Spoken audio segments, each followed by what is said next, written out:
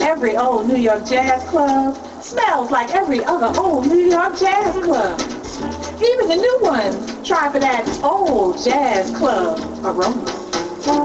Floors marinated in aged liquor bring the same rhythm. The same set change equals the next set change equals high fives and waves and down with it fist knocks. As the early musicians pass. Aloha, jazz lover, wherever you are in the world. It is interview time again on the Jazz Intersection. On this segment, we have an extraordinary poet who you just heard saying every old New York jazz club from her exciting debut poetry jazz album called Rituals in the Morrow, Recipe for a Jam Session. She is the winner of a 2009 Fellow in Poetry from the New York Foundation for the Arts and is a recipient of fellowships from the Hurston Wright Foundation and the Ka'avi Kanem Foundation. We welcome E.J. Antonio. Aloha, E.J. Hi, James. How are you? Okay, all right. Doing just fine. You know, E.J., what has to happen to receive a fellow or fellowships in poetry? Well, first you have to write some poems, and then you have to put together a submission and submit it, and it goes through a panel of judges. Okay. And how important are the Hurston Wright and, did I say it right, Ka'avi Kanem? Ka'avi Kanem. Ka'avi Kanem Foundations. How important are they? To me, they've been very important. They've been organizations that have provided me with fellowships, which allow me to go away for a week at a time to really concentrate on writing. Okay. Are there any significant differences in each foundation? Well, yes. Ka'avi Kanem mainly focuses in on poetry. And Hurston Wright covers all the different writing styles, from memoir to poetry to fiction, nonfiction. So it's a little more expansive. Mm-hmm. But both organizations will allow you to go away for a week. Oh, both. Okay. Point during the summer, so that you can really focus in on your writing. Mm-hmm. All right. So what is your definition of poetry? Well, I think poetry has to, communicate with people. It has to reach you, to reach a person.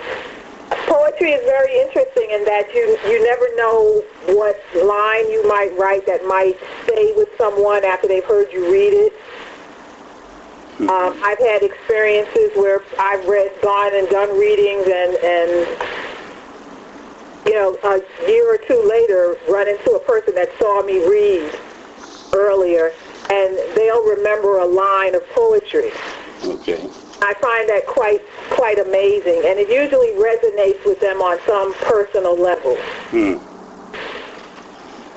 Is there a would you call rap poetry?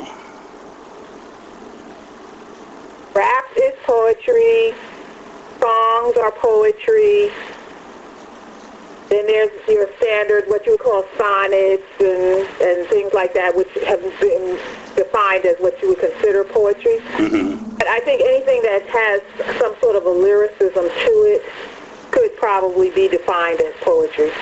Okay, all right. Well, E.J., tell us about yourself, where you come from, and how you happen to get into, how poetry happened to come into and be a part of your life.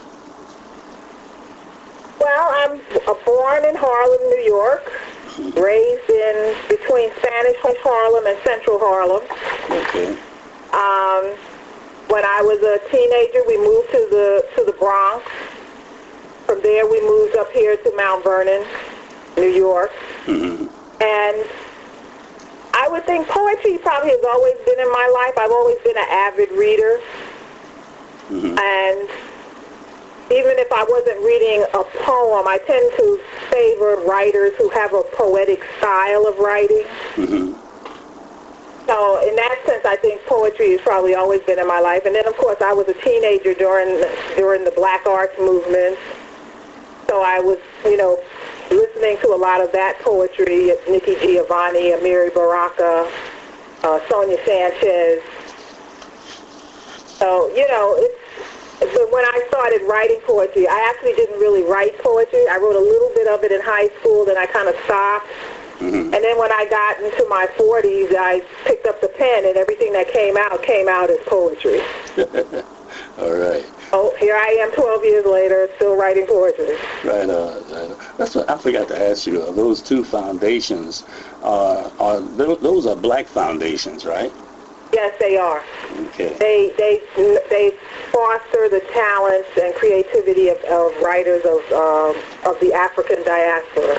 Mm-hmm. Mm-hmm. Do you remember the first poem you wrote and had published? Actually, I do. The first poem that I had published was a poem about how someone passes away, but it tried to cover it from both sides, from the person that's left and the person that's passed, and how you're always trying to reconnect, Mm-hmm. even though that's not possible. And that poem I sent into an online publication called Rogue Scholar.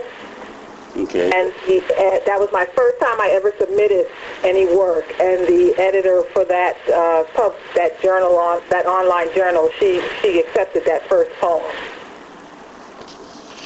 Who do you know of? What poet, rather, do you know of that you would say influenced you, past or present?